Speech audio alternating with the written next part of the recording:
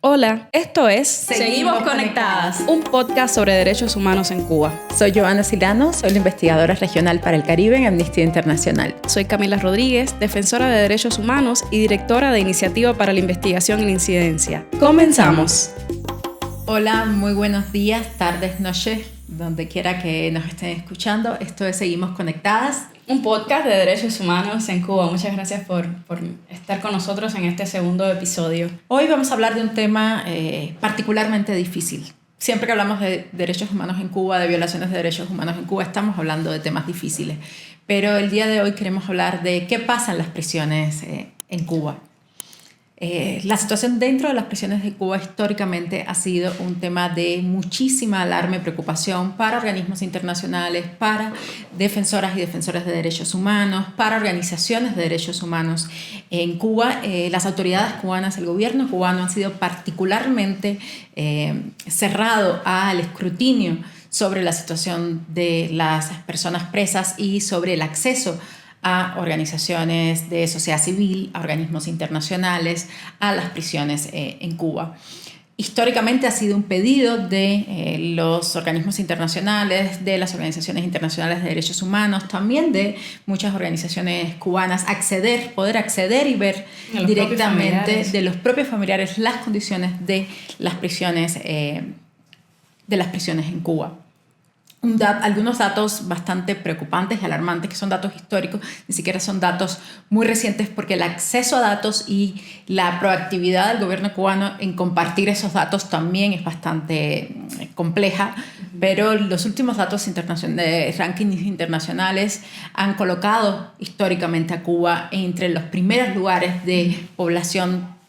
carcelaria per cápita en el mundo. Durante mucho tiempo estuvo disputando el primer lugar con Estados Unidos, por ejemplo, que históricamente también tiene una población carcelaria alta. En el 2024, por ejemplo, Cuba es el país número 2 de población per cápita carcelaria en el mundo, solo por detrás de El Salvador, cuyas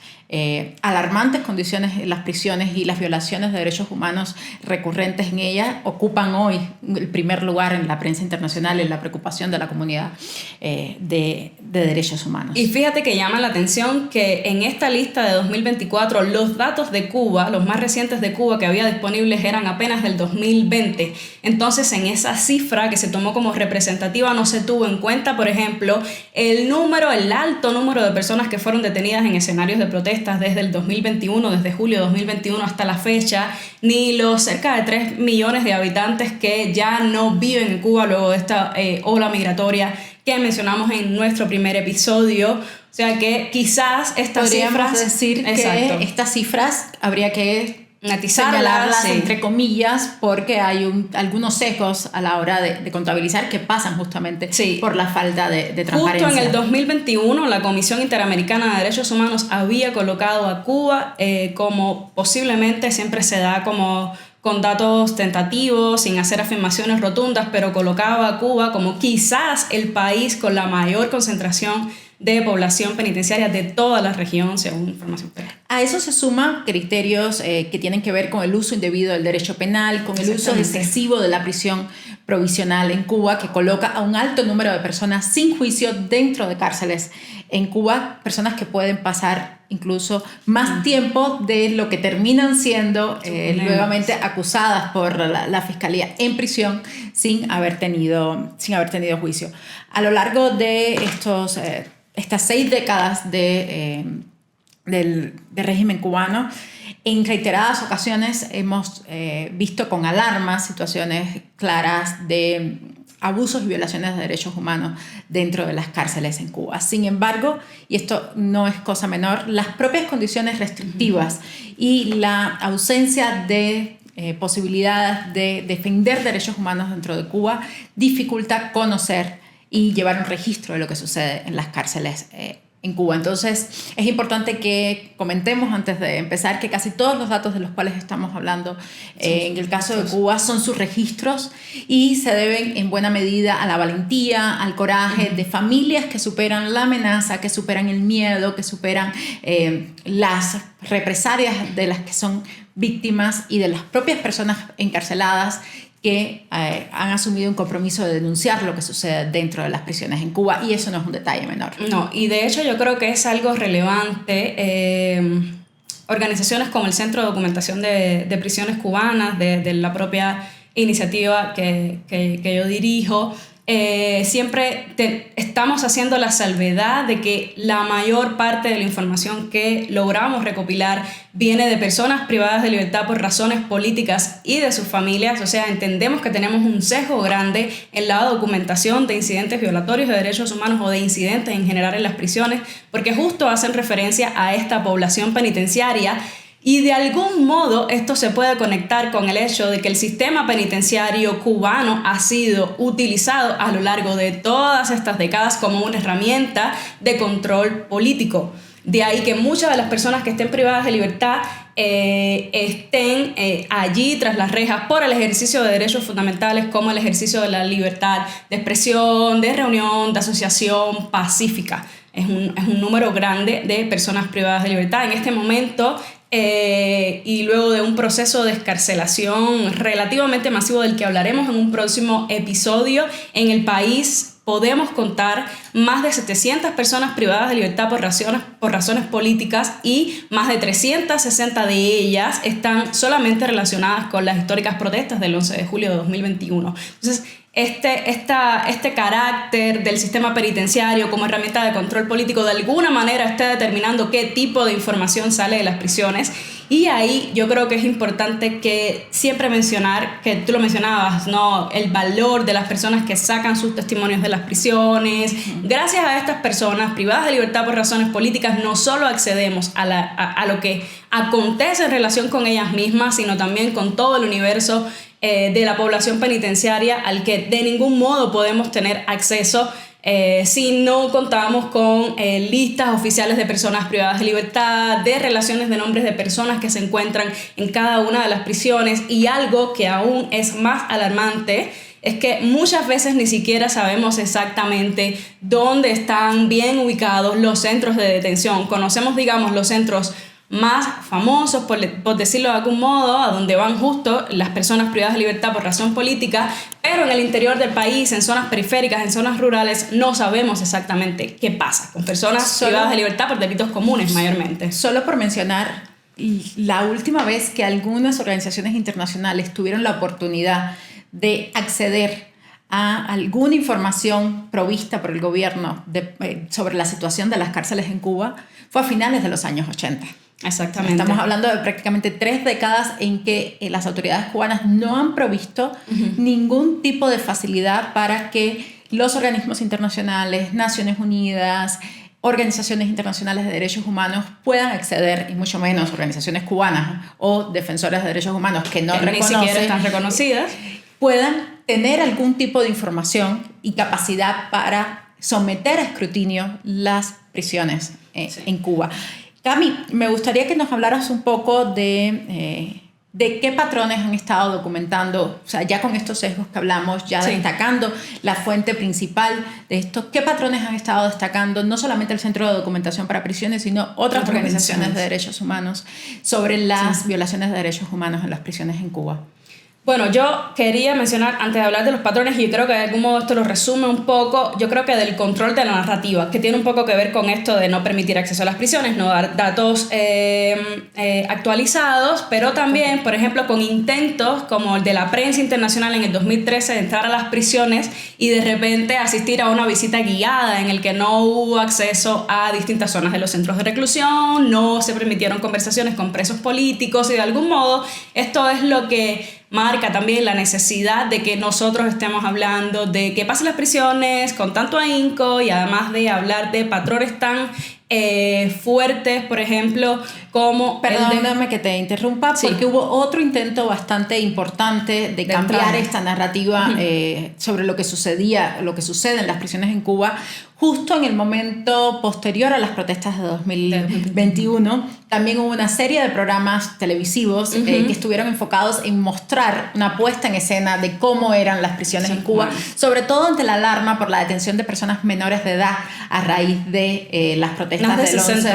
de julio, más de 60 niños y niñas fueron detenidos y había un reclamo internacional muy importante, un esfuerzo muy importante de sociedad civil, de prensa independencia, de documentar estos casos, y a partir de eso hubo un esfuerzo narrativo de las autoridades de querer mostrar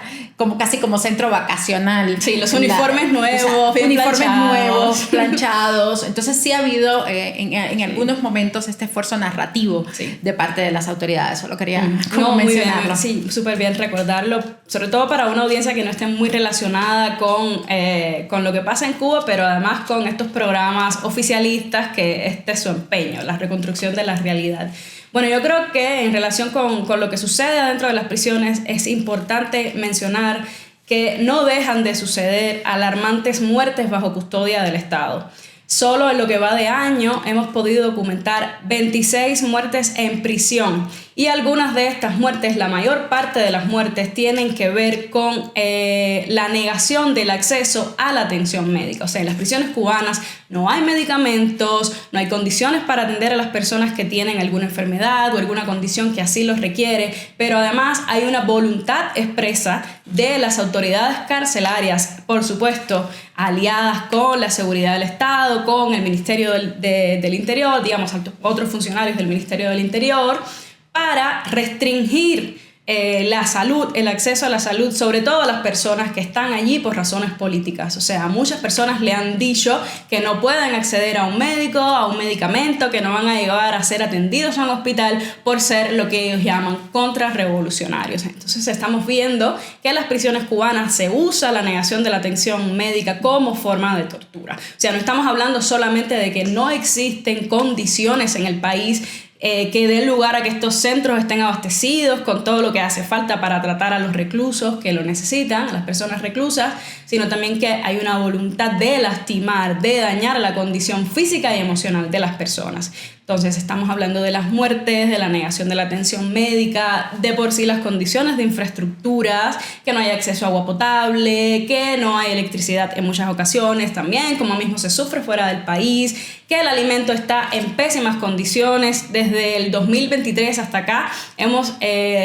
colectado muchísimas denuncias de personas que sufren de desnutrición y de diversas otras enfermedades o, digamos, padecimientos en general que están relacionados con la ausencia de nutrientes en el cuerpo, precisamente por los déficits alimentarios que estas personas viven. Y luego hay otro tipo de incidentes que son mucho más comunes, que tienen que ver con las restricciones a la comunicación en sentido general. Cuando sucede cualquier cosa en una prisión cubana, lo primero que ocurre es que limitan las llamadas telefónicas, limitan las visitas de los familiares y se crea una barrera, una frontera aún más grande entre el interior de las prisiones y el exterior de las cárceles cubanas.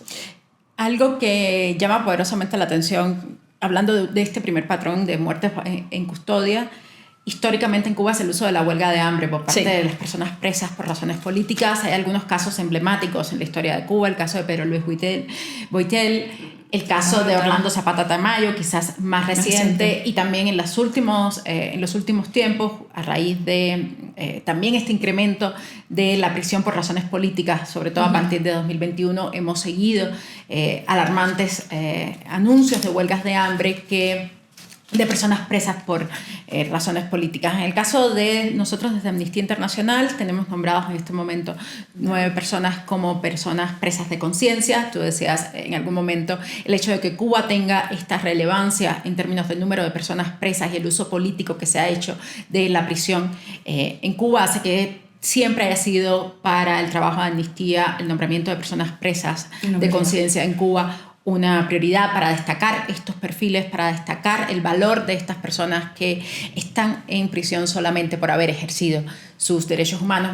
muchas veces su libertad de expresión, su libertad de reunión, su libertad de asociación. Y lo hemos visto particularmente en el caso de la asistencia médica de Loreto Hernández, uno de nuestros presos de conciencia en este momento. Loreto incluso tiene una recomendación emitida por las propias autoridades médicas oficiales de que debería estar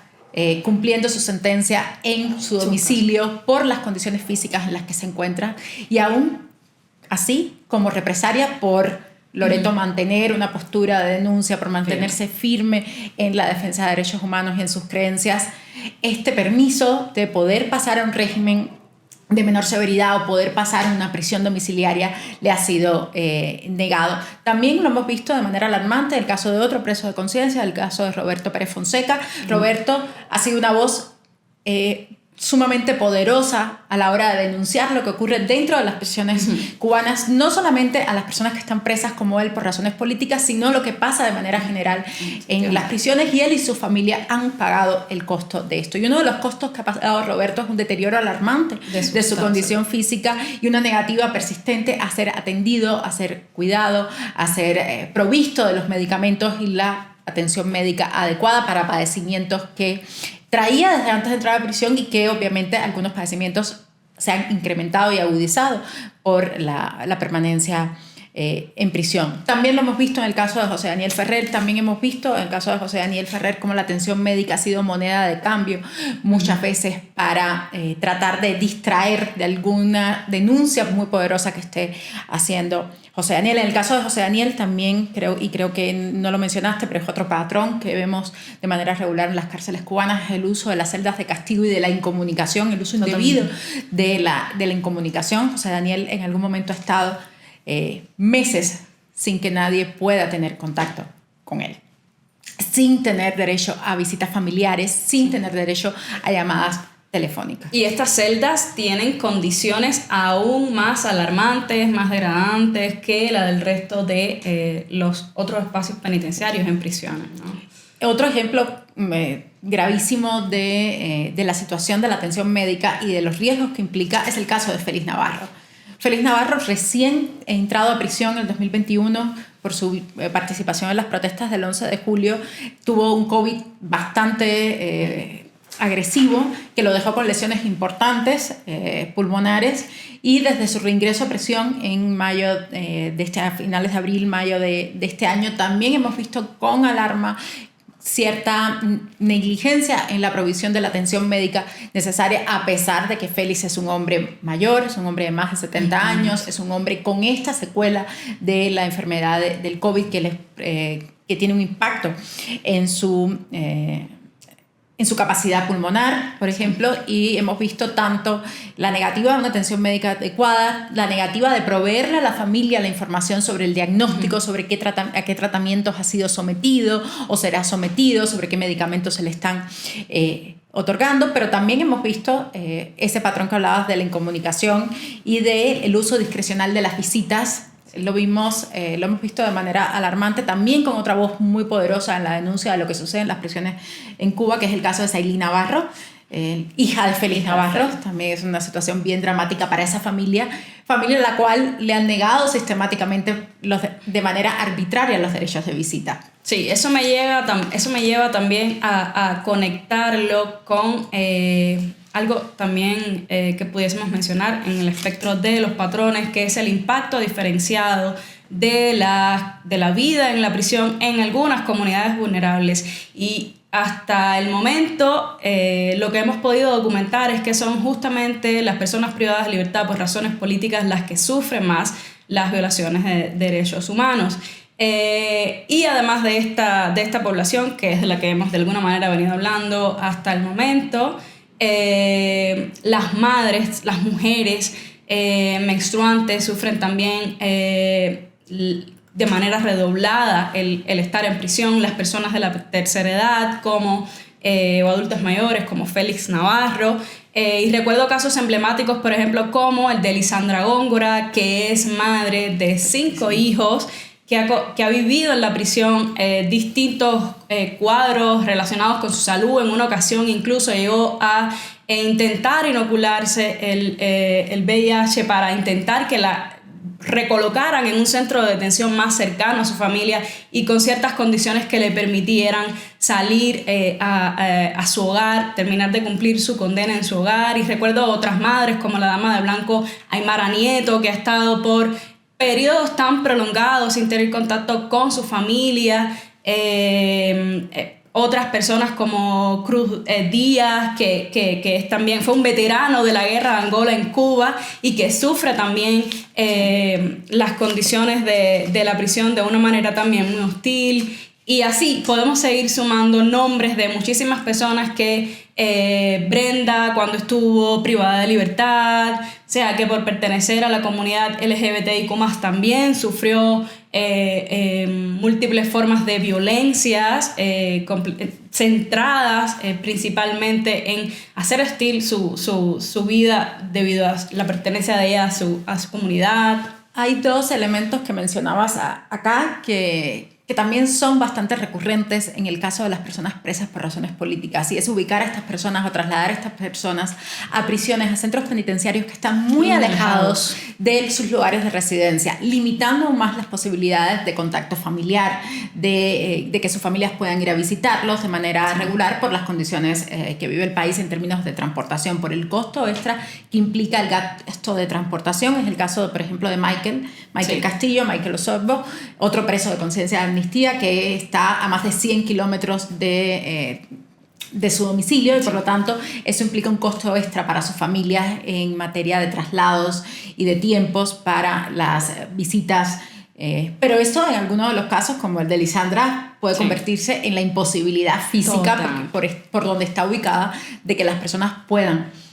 recibir estas visitas. Voy a acotar ahí que Lisandra Góngora reside en una provincia aledaña a La Habana, sin embargo está recluida en el municipio especial Isla de la Juventud, separado por agua del resto del país. Entonces no es solo que incluso en un plan utópico, idílico, voy a lograr llegar caminando de mi casa donde está Lisandra. Es imposible para su familia muchas veces transportarse, porque además deben viajar con niños. El esposo de Lisandra ha contado que en alguna ocasión que intentaron visitarla, ya después que estaban en la Isla de la Juventud durmiendo en la calle, no les dejaron ver a Lisandra. Así es, eso es terrible. Y otro elemento que se repite también es, además de esta amenaza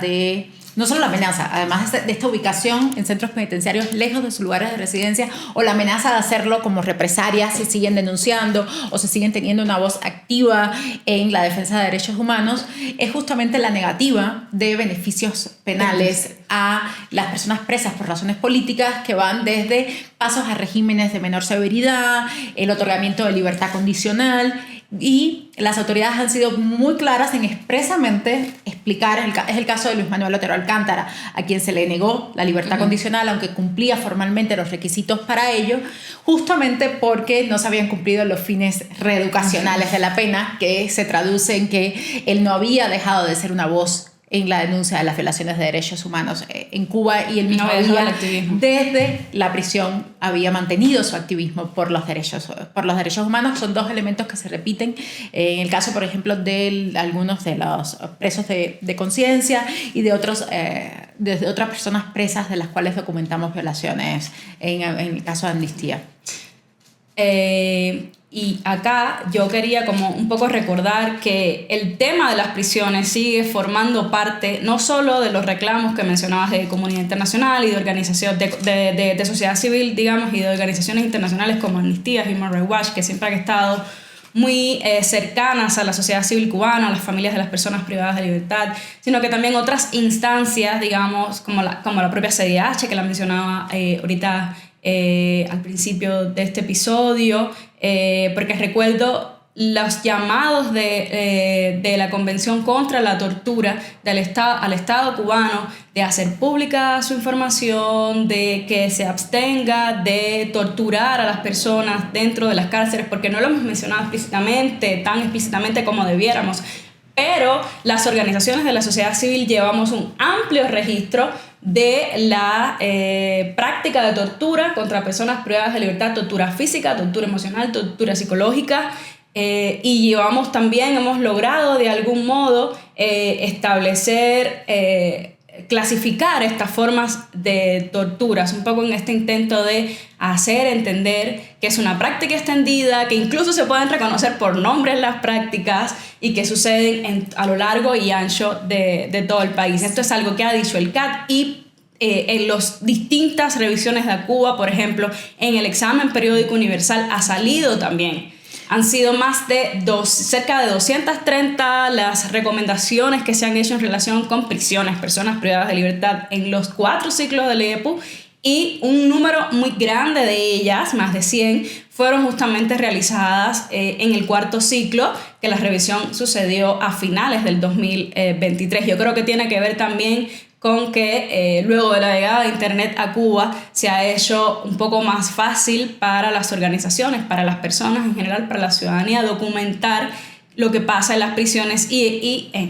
extenderlo, comunicarlo a estas instancias como la Organización de las Naciones Unidas. Sí, esto que decías es sumamente relevante. Hay un patrón sistemático de tratos crueles, inhumanos y prácticas de tortura en las prisiones en Cuba, que han documentado organismos internacionales y que han documentado también organizaciones de derechos humanos internacionales y organizaciones cubanas de derechos humanos, que no es menor.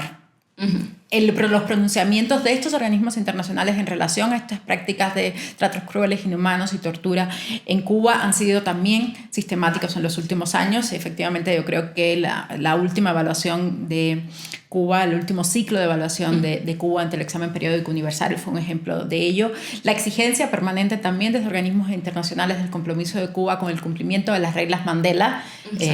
también ha sido permanente. Es un llamado de las organizaciones internacionales, de las organizaciones cubanas de derechos humanos, pero también de las autoridades en distintas conclusiones provisionales, no de manera explícita, pero por ejemplo las conclusiones del Comité de Evaluación para la Convención de la Eliminación de las Formas de Discriminación contra la Mujer. El caso de CEDAW también, el comité fue bastante explícito sobre la situación de las mujeres en prisión y qué pasaba específicamente con las mujeres que estaban en prisión por razones políticas, y externó su preocupación por el no cumplimiento de las obligaciones internacionales del Estado cubano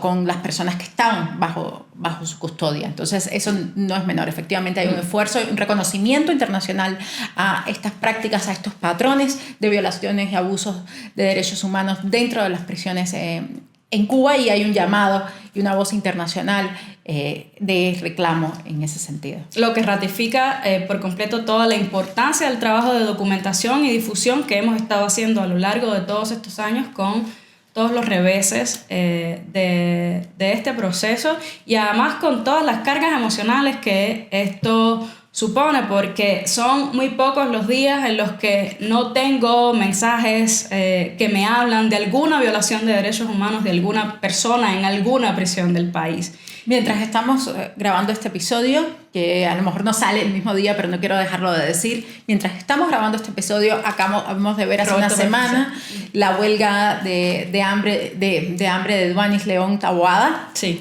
Estamos viendo las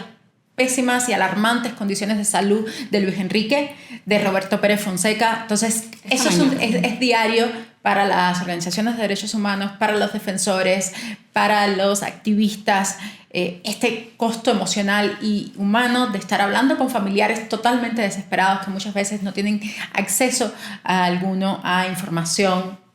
sobre la situación de su familiar que se encuentra